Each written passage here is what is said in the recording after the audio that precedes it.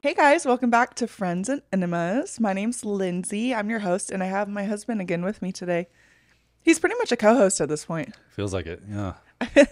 Okay, so this week I wanted to get into something a little different, and that is kind of a relationship type episode. I get DMs and questions a lot of the time asking how our marriage works, really. People are very curious, and I figured why not we're going to have several relationship episodes, but I feel like this one's going to be kind of some general relationship advice and then some uncommon things that we've done in our relationship that I believe have helped our marriage or us as people. Mm-hmm.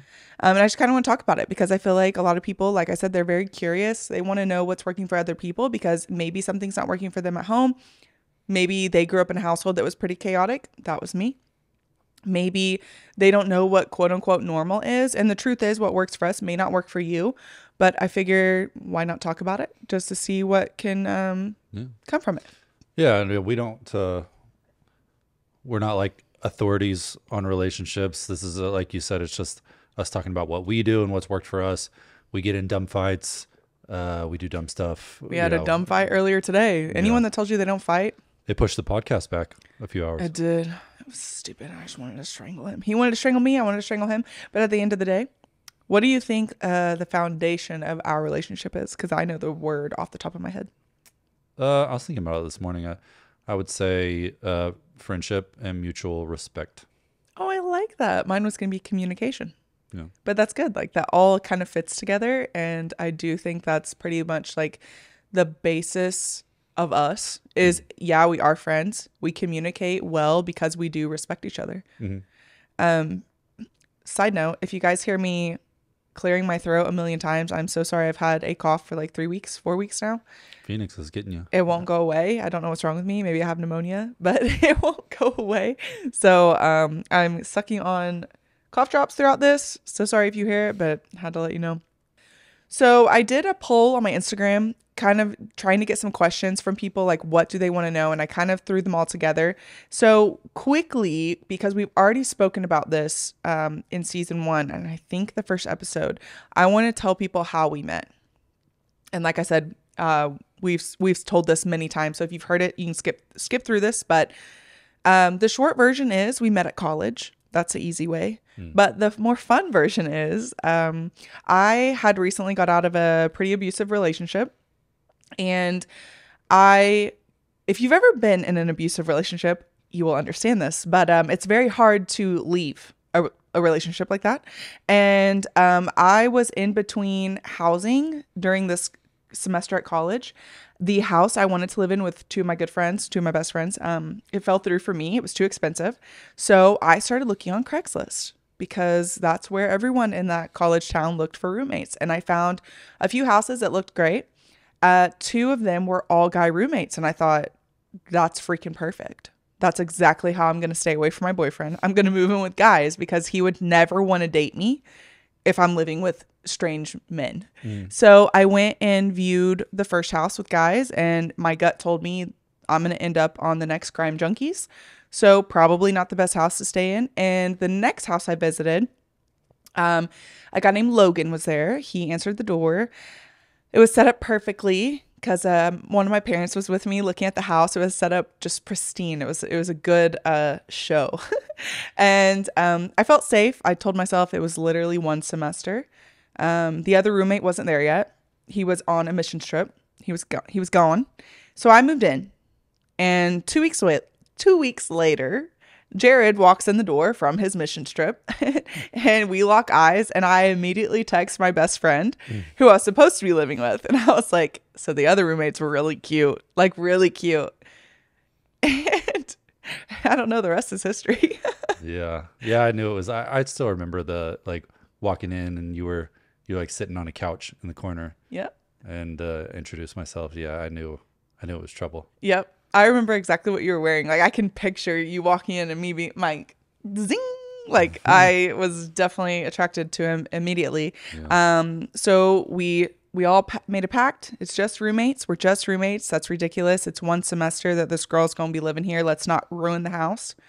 And I think like 2 weeks in, we made out. Yeah. 2 weeks in. It all went pretty quick. I mean, It did. It went really quick, Yeah. which is probably why our roommate, Logan, we're so sorry. It's probably why he was like, what the fuck is going on here? yeah, I would have been annoyed too, because like we can say here like 10 years later, now we can be like, look, it was at least kind of serious. Sure. But at the time, it's like, what are you guys doing? You're just going to ruin the house. You're going to ruin this dynamic. This has been the longest booty call of my life.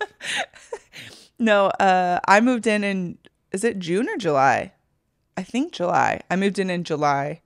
We started dating in September. Jared proposed that January. So we started dating September 2013. He proposed January 2nd of 2014. We got married October 2014. And here we are. Yeah. And we've talked about it before, but I like looking back, I don't know what the rush was. I mean, maybe we I think just it's where we lived. in a hurry to grow up or something like that, or like, we met in a strange way that's not, where we were from is not exactly the traditional way that you meet somebody. So maybe we needed to like prove ourselves. Who knows? I mean, I feel like it worked out. we felt like we needed to prove ourselves, not only to like each other, but like our family, because we came from very religious families, and living as roommates is one thing under, guys and girls under one household, but like being together was a whole different dynamic for both of our families. So, which we're going to get into that, because I feel like that's kind of other dynamics of our relationship that I do think are different, that I support actually. So that's how we met. Long story short, that's also why our dog's name is Schmidt. If you've ever seen New Girl, it was a New Girl moment. That's what we watched while we were living there.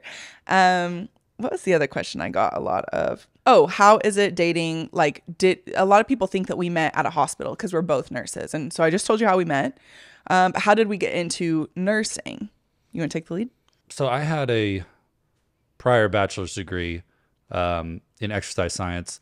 And I think most college athletes go like exercise science, kinesiology, something like that, so they can stay close to sports. And I think I kind of went that direction too. Got my degree in it. Extremely competitive field, because I wanted to do like strength and conditioning for like a sports team of some sort or a professional team. Extremely competitive. I became less and less interested in it, a little more interested in the hospital. There was an interim time where I did some sales of like home theaters and stuff like that. Hated that job. And then I got on the pre-med track and did the pre-med track all the way up, took the MCAT, interviewed at a medical school, got called back for a secondary interview. And I was shadowing doctors at the time, and like 4 or 5 doctors in a row said how much they hated it and how it's not the same, and how that if they went back, they wouldn't do it again. And so like that successfully scared me away from that. And I just didn't want to live at the hospital, especially if they're not happy. Like if you live at the hospital and you're very pleased with your job, that's one thing. So that all kind of moved me. Like I want to be in the hospital. I don't want to be married to the hospital. And nursing just offered a really good lifestyle balance. Yeah. And I think we talked about it like that. I don't know if I was saying I wanted to go to nursing school and you were kind of interested in it as well, or if it was something we'd both been thinking about. I don't remember exactly how that went down, but I remember at the time we were both techs at the hospital, Yeah. and I was taking a break on my own because, kind of like Jared, I bounced around different majors, pre-vet, animal science, geology, dental hygiene, took a break because I just really didn't know what I wanted to do. Because for me, at the core of it was I wanted to do some type of entertainment, modeling and acting maybe, and head that route. But I didn't want to be waiting tables while auditioning, and I didn't want, at the time, I was like, I was a waitress. I was so over it. And we saw the lifestyle, or like the scheduling that nurses had at the hospital, and it was really intriguing. Because we were both techs at the time. I wanted to make more money. I wanted a good fallback plan. And we talked about it. We both applied to nursing school.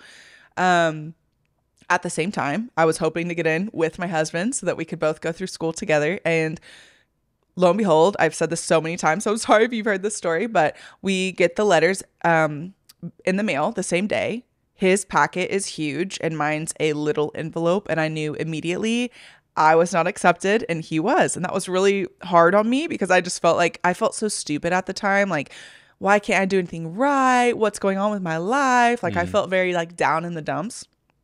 But Jared got in. I went and talked to someone at the school and was like, why didn't I get in? Blah, blah, blah. Pretty much it was a point system. So I just had to work on getting my points up. So I retook one of my classes. I reapplied the next year and I got in. So we ended up going through nursing school kind of together. He was a year ahead of me. Mm-hmm. Which ended up working out nicely. It did end up working out. I could, lend notes or experience or whatever I had, the little bit I was ahead of you. Yeah. And it worked out nice. And so one of the questions we get a lot is, are you happy you're dating another healthcare worker or involved with another healthcare worker? We're married, but I would say yes. This is like such a big, like, heated debate in the healthcare world, which I find really funny because I'm like, to me, it doesn't matter either way. Mm-hmm. But I will say some things I've noticed since we're both nurses. We understand each other's job exactly, like inside and out. We understand it. And number two is we both, because we understand it, we know when to let the person vent and we know when to interact. We know when to let them be alone. We know, like, we just know what the other one's dealing with. So to me, it's a lot easier. But then on the flip side of that, I hear it's difficult for some people.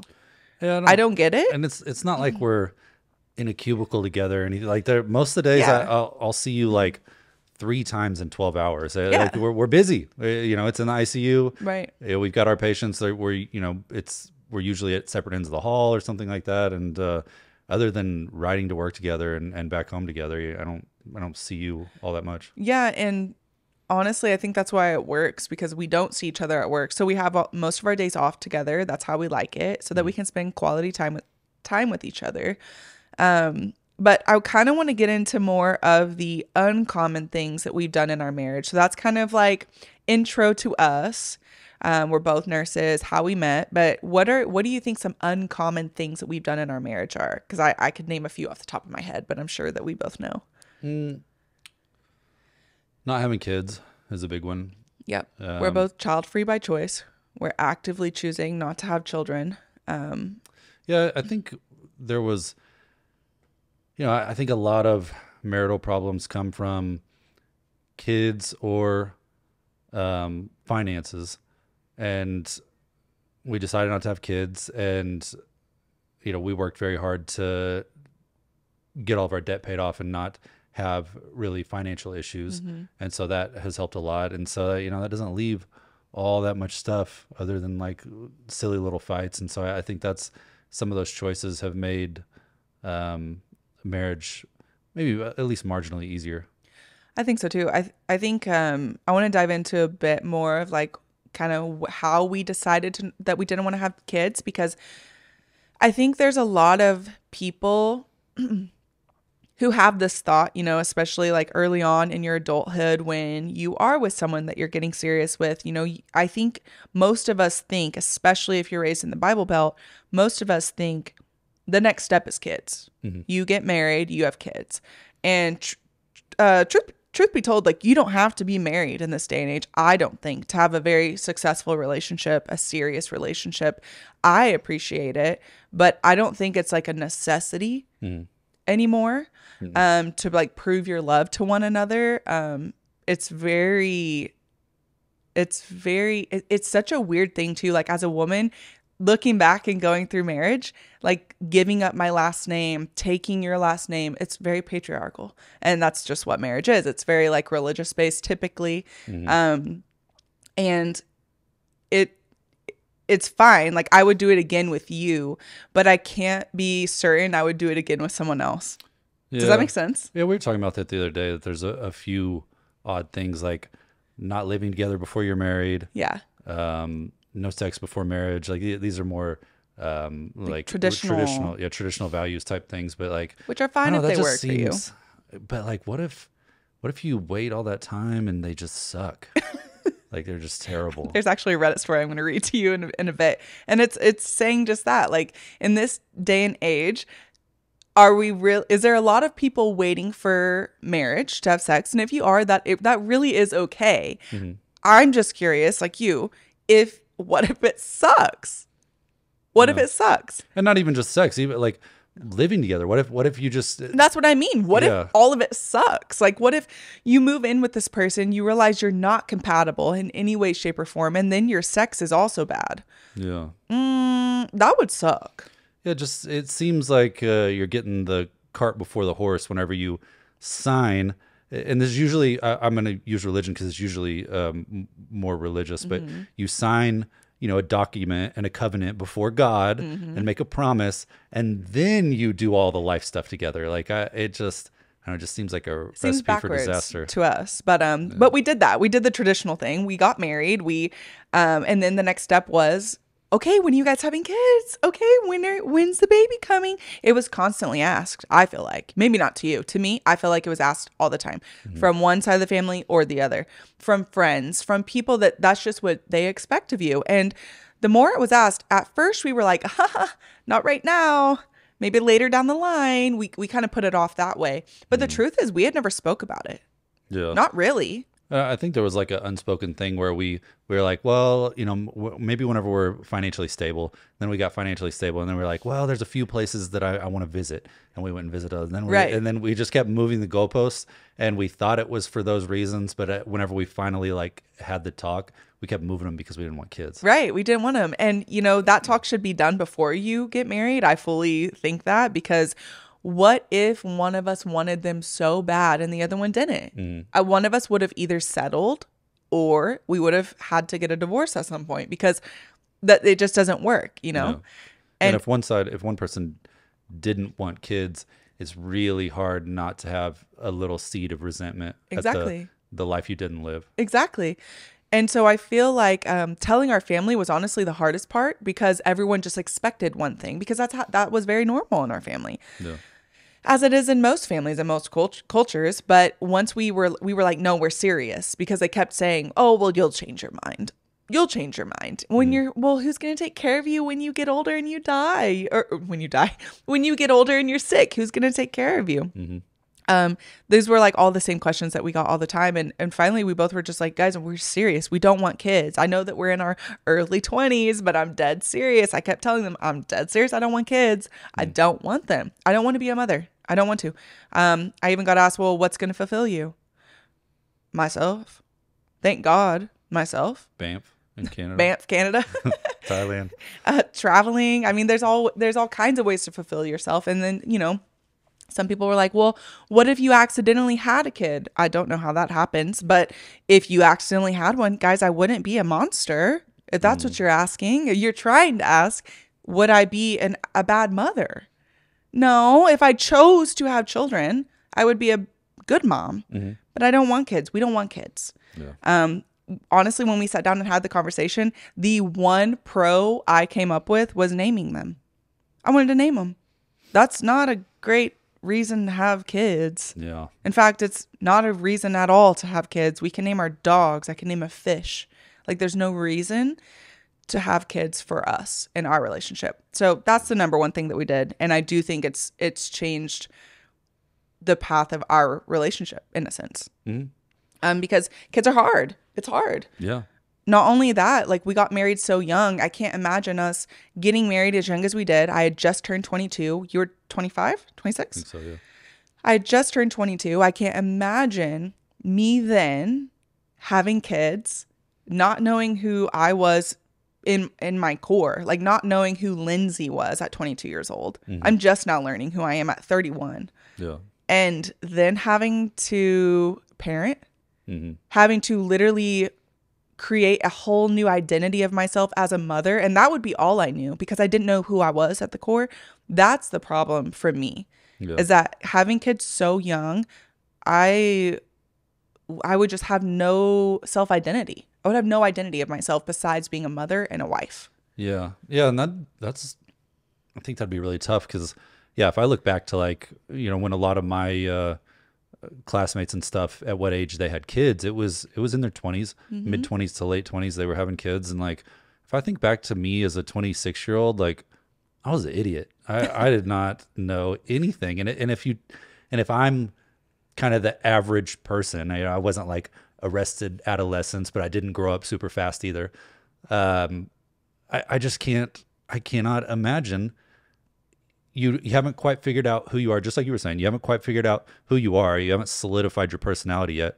But then all of a sudden you're mom or your dad. You have a big And responsibility. yeah, and whenever you have a kid, you can try your best to keep your original identity, but it's extremely difficult from what I've seen. Because it's parenting is a full-time job, Right. 24/7. And then you do that for 18 years if you're lucky, possibly longer. And then you come out the other side a couple decades later and you got to refigure out who you are Yeah. when you didn't have a super good idea in the first place. Like, it's just got to be difficult. It's very difficult. It's just not something I'm really grateful that we didn't go down that path. I'm really grateful for it because, like I said, because of, honestly, that's like one of the main things. Because we didn't have kids, I think we both got to grow together versus growing, because you're going to grow. If you're the same person you were 10 years ago, something's wrong, I think. You should always be growing and adapting and changing. And if you're doing that with children, how difficult is that to be able to communicate with your partner? It's just difficult. It's doable. People do it. I didn't want to do it though. I didn't want to do that. Yeah. Yeah. And I believe in like entropy and, Yeah. nothing stays the same. It's either getting stronger or weaker. It's coming together more. It's falling apart more. And whenever you have to sideline your relationship and focus on something else, it takes a toll on your relationship. I mean, it's kind of unavoidable. And that's one of the sacrifices, because it's not like, we fully understand that there are beautiful moments that we'll never understand. There's types of love that we'll never feel because we're not having kids. And it's kind of one of those things, like you have to mourn the life you didn't choose. Yep. And that's just part of life. Just like the other side, you have to mourn the life of building more into yourself and doing all the things that you dreamed of At an earlier time. at an earlier time. Doesn't mean you can't do it later in life, but Yeah. there's just, I don't know. I feel like that's just like one significant thing for us in our marriage. Because even with travel nursing, how many times have we been asked, "Oh, do you have kids? Oh, when are you having them?" It's like, it's not if, it's when. Yeah. I'm like, oh, we're not. It shocks a lot of people, but I'm just like, it's actually becoming more common, I think, Yeah. especially with millennials and Gen Z as well. Well, yeah. It's always the when we were in California, it was always the Filipino nurses there. They're like, when are you having kids? And we're like, oh, I don't think we want any. And they'd be like, oh, okay, soon. And they're like, yes. Honestly, I would avoid the topic. I'd just be like, not right now, because I didn't want to go into it, because it's a whole thing. Yeah. What's something else? Can you think of others? Like moving away from home. I feel like that's another uncommon thing that we did. Yeah. Overall, I know a lot of people travel more than they ever have, but where I'm from, I feel like a lot of people I went to school with are still there, and nothing is wrong with that. But where I was in my childhood, me growing up, I remember thinking, I don't belong here. I really do remember thinking that. I remember dreaming of beaches, living on beaches, or getting to visit them, or trying surfing. I remember all these things as a teenager being like, I just don't belong here. I don't feel like this is for me. And when you and I got together, you were very interested in traveling, and it honestly like was very attractive to me, because I was like, ooh, I don't know a lot of people that want to travel, that want to get out of our hometown, that want to see other places and how people do things. And when you said that to me, I was like, ooh, that's cool, because I've kind of been thinking about that for a while now. Yeah. So when we went to nursing school for a better schedule and for more stable financials. But Jared always had the idea of, we're going to travel nurse. We're going to go to school, get our degree, and go travel nurse. And we didn't really touch on it earlier, but one of the big reasons we chose nursing is like, we there's no safety net for us, really. We were kind of doing things on our own. Yeah. Our parents helped as they could. There's 5 kids in my family, more in your family. So, it's you just got to kind of figure things out. And we wanted something that was recession proof, jobs easily available whenever you need them, and nursing just kind of fit all those bills. So that's why we originally decided that. And then I was always been really passionate about travel, or always wanted to travel a lot, and came across travel nursing, and it just seemed to fit exactly what we wanted in our lives. And we planned on doing travel nursing before we even went to nursing school. Yeah. Like it was the plan the whole time. Nursing school, 2 years in our job, and then we're off to travel. Yep.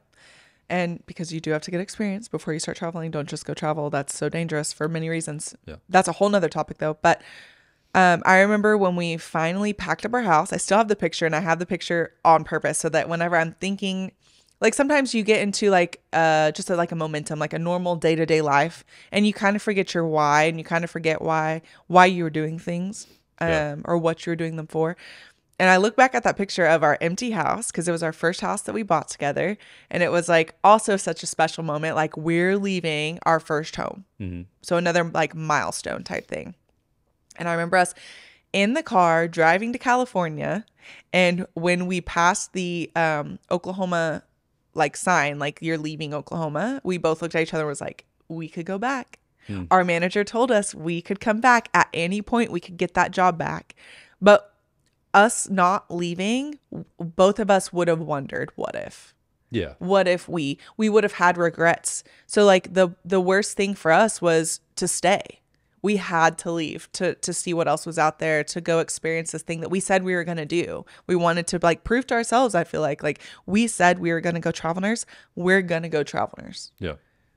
Yeah. And we didn't, a lot of people very smartly travel nurse to like the next state over because if you don't like it, it's one state back. And but no, we just had to like go for it. And we went to California. We did, the West Coast, made the big move, bought an RV knowing nothing about them. We didn't know shit. We know shit about book. Yeah. Like it all worked out, but man, we made some questionable decisions. I would say dumb decisions. We made just decisions. We just did it without really questioning a lot of things, and we learned along the way. Yeah. Like Jared said, we were in an RV for 4 years pretty much, and that was a whole experience in itself. That's another uncommon thing we did. We lived in an RV. And maybe it felt less controlled than it was because like I researched it for years. Yeah, you are a big we data person. Like you're gonna research, but for me, no, I'm jumping right in. I have no clue about it. Yeah, I'm just gonna try it. You just kind of show up. I'm just like, I'm here. It's like at the airport, you hardly even know where we're going. You're my airport daddy. Yeah. Yeah, those are like two other things that we did. I feel like honestly, if you're feeling stuck or lost, and I know this is a very privileged thing to say that we travel, we got out of our hometown, and not everyone can do that. If you can. Even leave your town, like go to this next big city over in Oklahoma. If you're in Tulsa, go to Oklahoma City and vice versa. Get out of your hometown and see what else is out there. Because I feel like so much growth comes from you leaving what's comfortable and what you know. Yeah. Yeah. Especially, moving away, and it kind of forces you to meet yourself sometimes for the first time. That's how it was for me. Yeah, and figure out who exactly you are without all of the constant input of your community or your family or your church or whoever that may be.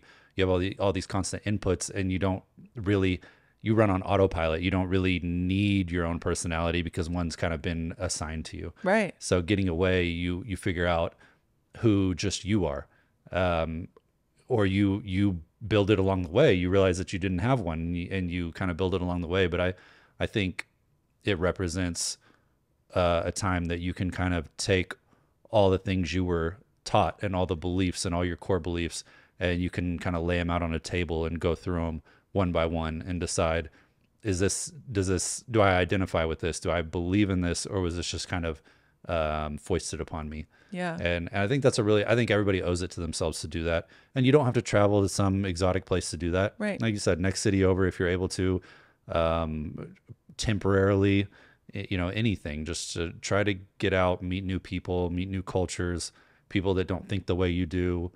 It helps a lot. Yeah. I feel like for me, something you said was, like you're very most people are very influenced by the people they're around, the people they grew up with, their parents, their friends. And that was very much me. I don't think I had a single thought that was my own until we left Oklahoma. And I think that's why it was so special to me and why California has a piece of my heart, because that was the first time I got to be an adult. That was the first time I got to make decisions without people, without worrying, am I going to upset someone because I'm choosing this over this? Is someone going to be disappointed in me because I think this way?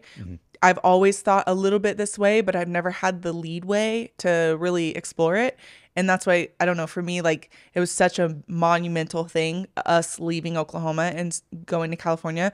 We met new people, new cultures, people who know several languages where we just know English. Like, it was really cool to be around other cultures and people who are living. Like, I don't know how else to explain it. Like, watching other people live their life. And I'm like, oh, they're okay. You know what I mean? Like, they're doing just fine. These other people that are not me are doing just fine, or are not raised like me are doing just fine. And so it kind of really broadened my way of thinking about everything. I'm literally not the same person I was even 5 years ago, but especially when we first met. I'm just like, there's no way I'm the same person. Yeah. Yeah. I mean, that's, it definitely kind of fosters more growth because you're forced to see other ways of living, and you'll either say, well, that's definitely not for me, or you're like, I kind of identify with that. Why is that? And then you can start the chain reaction of questioning. Yeah. I don't know about you, but I was taught for the most part that questioning things was bad.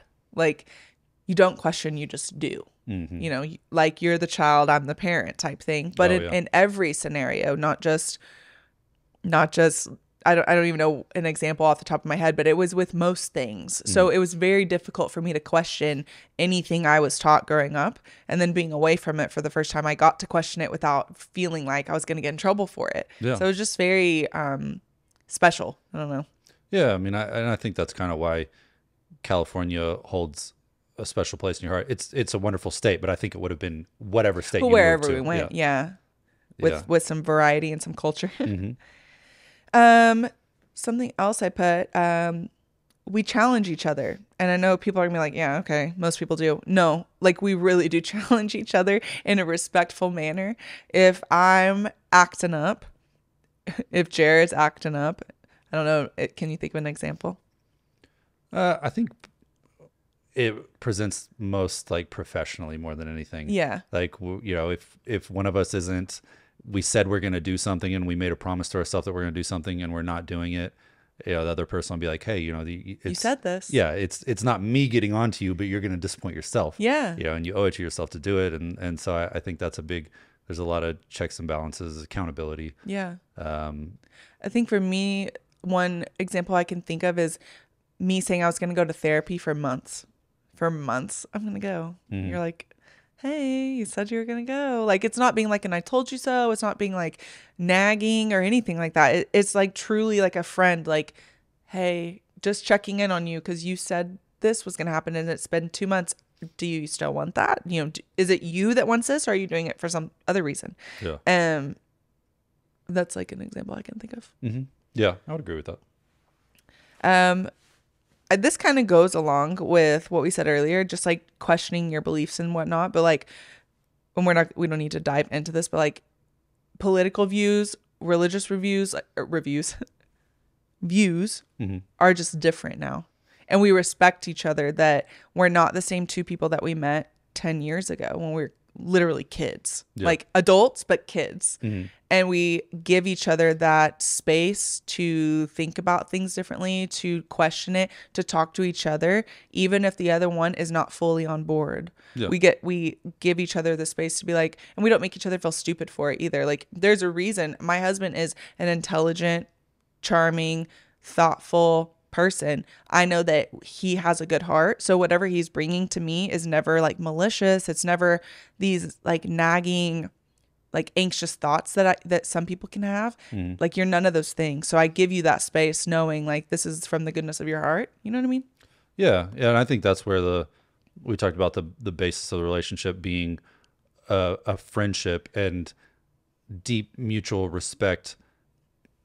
I would say more of a like friendship type respect where I don't know. I feel like whenever you talk about relationship and romantic love and stuff like that, it overcomplicates things where like the basis of a good relationship is just friendship and mutual respect and really wanting the best for the other person.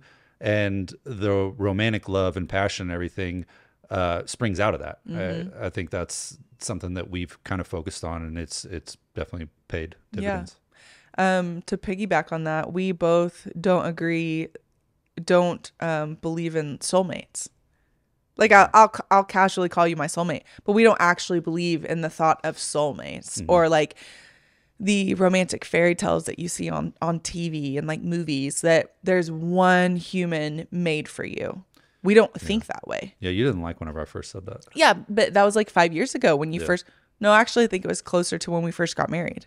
So like maybe 9 years ago that you said that, and I took it very offensively. I was like, "Why the fuck would you say that to me?"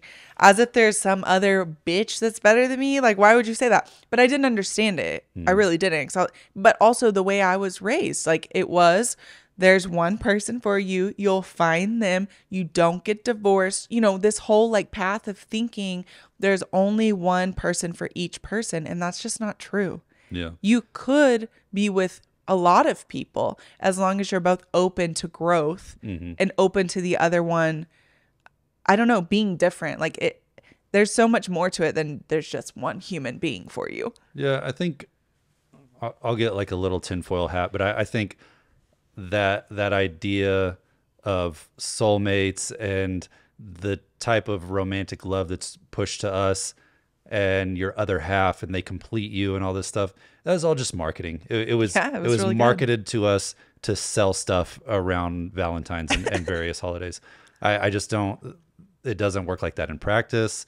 That's not my experience of romantic love. I think that you find somebody who, you know, makes life a little bit brighter, a little bit more colorful, and you respect that person and want to do more life with them. And then you put in the work of developing a close relationship and pouring into the person and supporting them, and love is built from that. Right. It doesn't start with a feeling of love. I don't believe that in the slightest. And and the whole notion of all the people, however many trillion or billion people are on earth, my one soulmate just happened to grow up 60 miles down the road. Like, come on. Get real. Yeah. No, I agree. I think when you first said that to me, I took it very much like there's probably some other girl I could be with, and I was like, the fuck? The fuck does that mean? I did not and would not say that. No, you wouldn't, but that's how my brain interpreted it. Yeah. Was that you could, because you said like I don't believe in soulmates, like, and I was like, who the fuck am I then? Who's sitting right next to you in this car? Because I remember we were in the car when you told me that, and I was like, I'm just gonna, you know, like right over into the tree. Yeah. But no, me now, like I get it, but it's also because of years of therapy at this point, and also knowing that I love myself. I love you, but I don't need you. Yeah. That's something else uncommon I was gonna bring up. I love you to pieces, but if something were to happen to us, I would be able to move on. It fucking sucks. I'm like, I could really cry about it if I really let myself, but techniques. I don't want something to happen to us, but if something did, it wouldn't be the worst thing in the world to be alone. And I think a lot of people are so scared of that they'll settle for about the bare minimum or worse because they're scared of being alone. Yeah. When in reality, if you don't love yourself, if you do not love yourself and could picture yourself being happy alone, you might not have the best relationship, period. Because you're going to be dependent on that other person. Yeah. And what if they're not around? What if they get in a car wreck the next day? What if they choose to not be with you the next day? I mean, this is a person with choice and everything. So I don't know. It really like resonated with me through therapy that I love you and I want you, but I don't need you. Yeah. And that's not something I was taught growing up. I was very much watching the women in my life. They all needed a man. Yeah. Not this bitch. Yeah, and it doesn't give you the warm and fuzzies. it wouldn't make a good Hallmark movie. I don't know. I'd watch that. It doesn't sell chocolate. It's nobody wants to talk about it, but it really is like the nuts and bolts of how a relationship works. And I mean, we're seeing some of it right now with women are more educated than they've ever been, and they are also choosing to be single more than they've ever been. There's got to be something linked there. 4B movement. I stand behind you. Yeah, I mean, it's cool. I think a lot of people get intimidated when a woman or a man, anybody, is at peace with themselves and truly confident to their core, because they don't. Yeah, exactly. They don't just need you. They don't need to be completed. They're already complete, and that intimidates a lot of people. And I think that's why a lot of women are like, I don't really need a relationship. A lot of men are doing it too, but you're seeing more it more women. Yeah, more prevalent. Women are more vocal about it, at least. That think about it this way, because tacking on to that, I don't remember the percentage, and maybe I'll pause and look it up, because 2 different couples get divorced. Okay. The man typically moves on much quicker than a woman would, or if one's widowed. If the man is left behind, he moves on typically much quicker than a woman would. That shows that, like with the 4B movement, men need women, actually. Yeah. If you are needing to move on so quick so that you are not alone, men need to process their emotions a little bit more. If we're being serious. I think that stat is also getting padded by the 2 generations ahead of us. I think a lot of those, it was like the man works on the farm, and the woman stays home and cooks and does all that. So whenever they don't have that anymore, they're like, how do I eat? Yep. Why are my clothes dirty? Sure. So they remarry like immediately because they can't function. But that's the whole point of this whole thing, is that they cannot function alone. Yeah. And that's what I'm saying. You should be able to function alone. If something were to happen to you or me, and I joke all the time that, like, I'll haunt your ass. Wouldn't really. I would want you to be happy. If something were to happen to me or you, the other one could get by just fine. And that's not happening for, it's typically older generations, but a lot more men than women. Yeah. Women can get by. I know how to make a damn sandwich. But like, that was a joke, guys. I'll make my own sandwich. I ain't making it for this man next to me. But it's just interesting, because I think a lot of people are very scared to be alone. I know that for a fact. If you go back through people I know personally, they're so scared to be alone. One of my homework pieces of 2021, I think it was 2021, from my therapist, because I was that person at one point who was so scared to be alone, even in like a day by myself in the RV. I would coop myself up in my room. I'd go to sleep and wait until hopefully you came home. Like, I had some serious issues that stem from many places. One of my homework pieces was to go on a trip, not necessarily by myself because safety, but without Jared. And so one of my friends, Sarah, shout out to Sarah, reached out to me and asked me if I wanted to go on a backpacking trip. I was like, that's so crazy. That's like the perfect timing. Went on this 6-day, 80-mile backpacking trip with one other girl, Sarah. And it really was another like piece of my life that was very moving for me. I can be alone and do hard things. I don't need no man. I'm going to be okay. And I love being by myself now. Yeah. But it took like years of work. But I think that's something that we both have. We both love being together, but we also love being alone. Yeah. We have hobbies together and separate hobbies. Yeah. Yeah. And I think that's, I'm sure it sounds like a bit of a bummer. We're telling you Santa's not real and all this different stuff. Santa's not real. I think it's a lot more romantic that we took the time to get to know each other, to build a relationship, to build respect.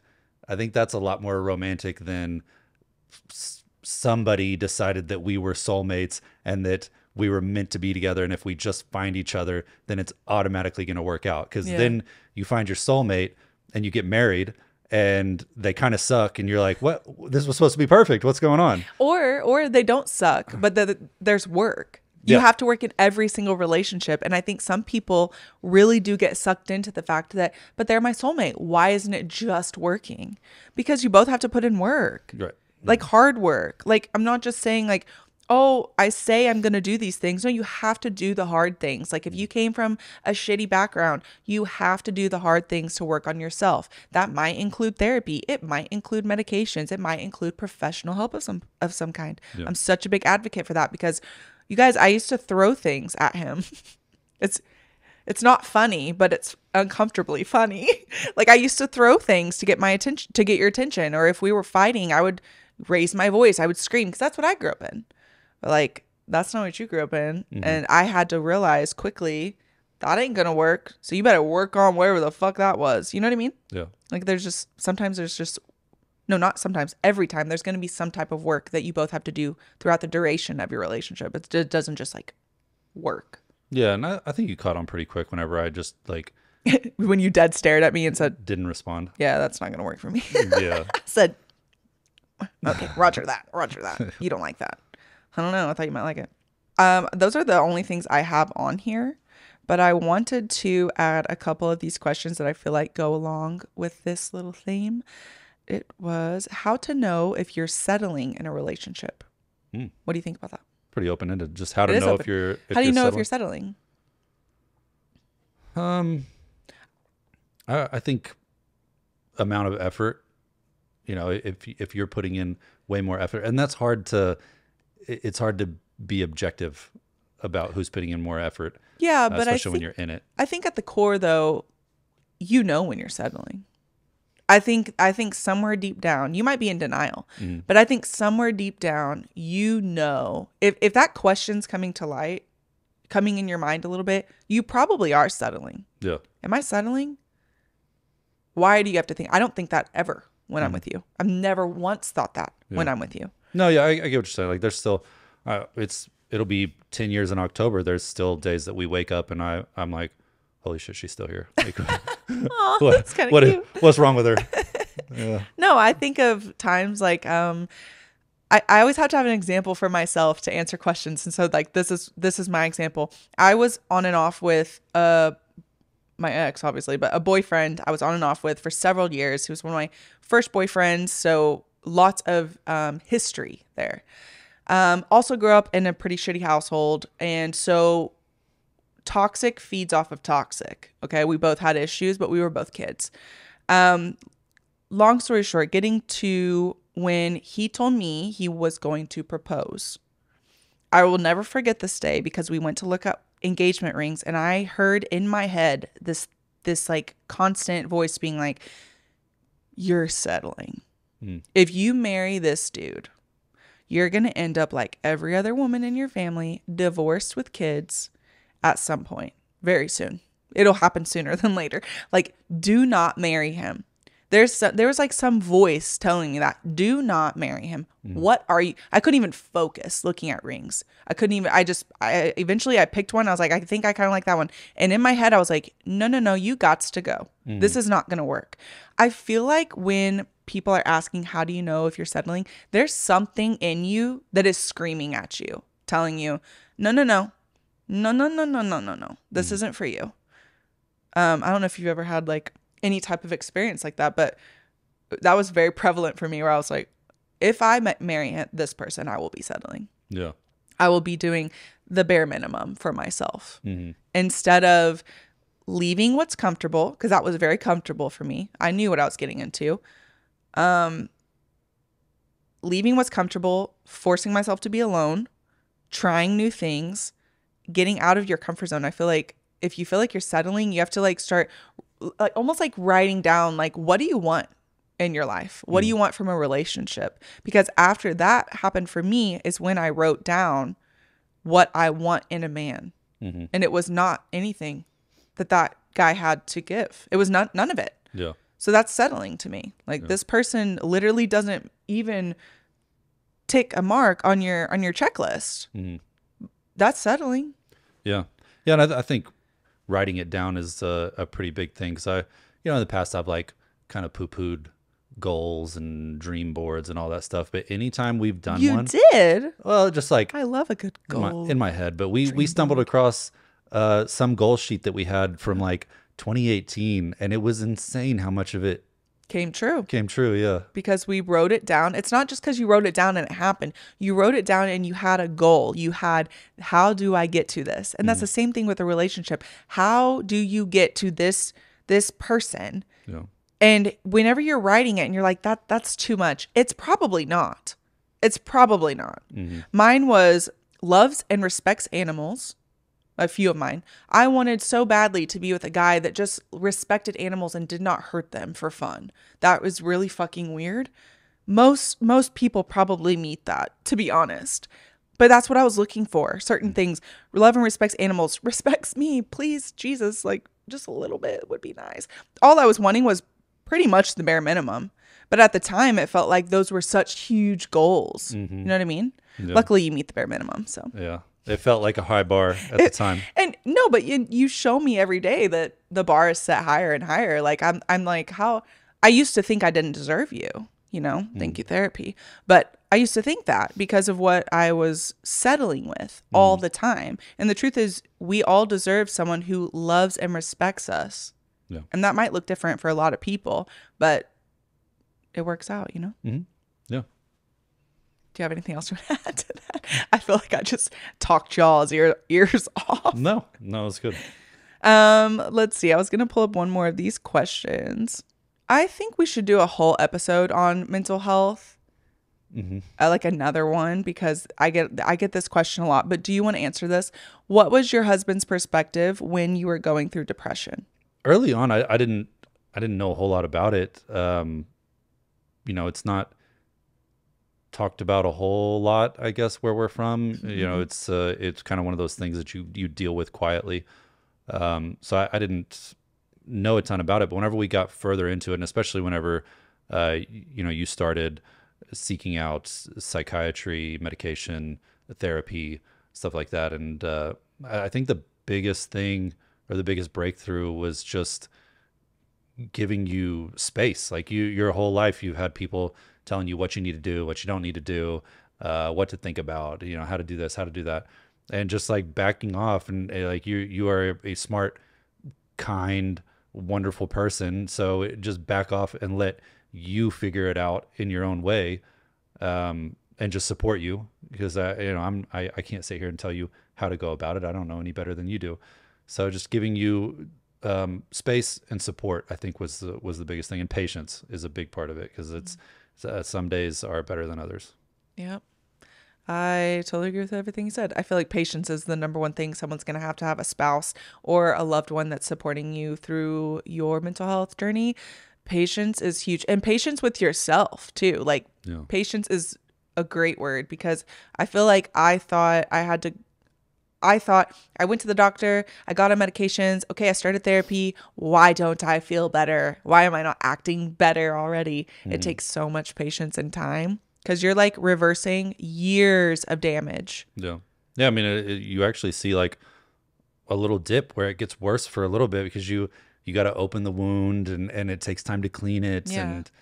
And, it's there's a little valley of despair there before you start to come out of it. I agree. I don't want to cry, so we're going to end on that, because that was really sweet. And I'll start crying if we dig too deep in it. But if you guys want a mental health episode, which I think would be really good, we're going to do one of those. So send us your questions. We're going to hop off here. We're going to do another little juicy bit where I'm going to read Jared some Reddit stories, some relationship Reddit stories. So if you guys want to hear those, head over to our Patreon and sign up for the juicy bits. That's all for now. Thank you. Yeah. Bye, guys.